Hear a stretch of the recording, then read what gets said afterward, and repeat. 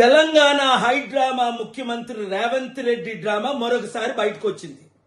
మొన్నే కదా అల్లు అర్జున్ సంధ్యా థియేటర్ దగ్గర రేవతి చనిపోవడం చాలా దుర్ఘటన, ఆయనే మర్డర్ చేయించాడని అలాంటి కేసులు ఒక హోమ్ మినిస్టర్గా ముఖ్యమంత్రిగా పెట్టించి ఫోన్ కాల్లు చేయించి ఆయనే అరెస్ట్ చేయించాడని మనం న్యూస్లో చూసాం. రాత్రంతా జైల్లో ఉంచాడు అని. మరి వెంటనే ఏమన్నాడు? ఒక ప్రాణం విలువెంత? అబ్బా తమ్ముడు, మరి నువ్వే కదా అన్నావు మేము బెనిఫిట్ షోలకు పర్మిషన్ ఇవ్వం, టికెట్ల రేట్లు పెంచమన్నావు.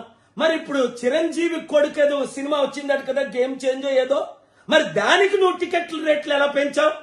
బెనిఫిట్ షోలు ఎలాగిచ్చావు? రోజుకి 4 నుంచి 6. నీకు తెలంగాణ ప్రజల వైపు చిత్తశుద్ధి ఉంటే రాత్రి 3-4 గంటలకి షోలు పెట్టుకోమని పర్మిషన్లు ఇచ్చేవే, దమ్ముంటే క్యాన్సిల్ చేయి. నీకు 100 కోట్లు 1000 కోట్లు డీల్ ఇచ్చారా?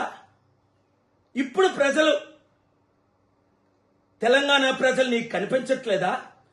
వెంకట దిల్ రాజు అనే పేరు ఆయన నాకు తెలీదు, ఆయన మీ బంధువు అట, మిత్రువు అట, వెంకట రమణారెడ్డి అట.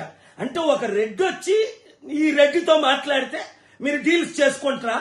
తెలంగాణ ప్రజలారా, తెలుగు ప్రజలారా, చిత్తశుద్ధి ఉన్నవారంతా రేవంత్ రెడ్డి ముఖ్యమంత్రిగా ఉంటుండగానే తెలంగాణ సర్పంచులను చిత్తుగా కాంగ్రెస్ తరఫున పోటీ చేసిన వాళ్ళు ఓడిద్దాం.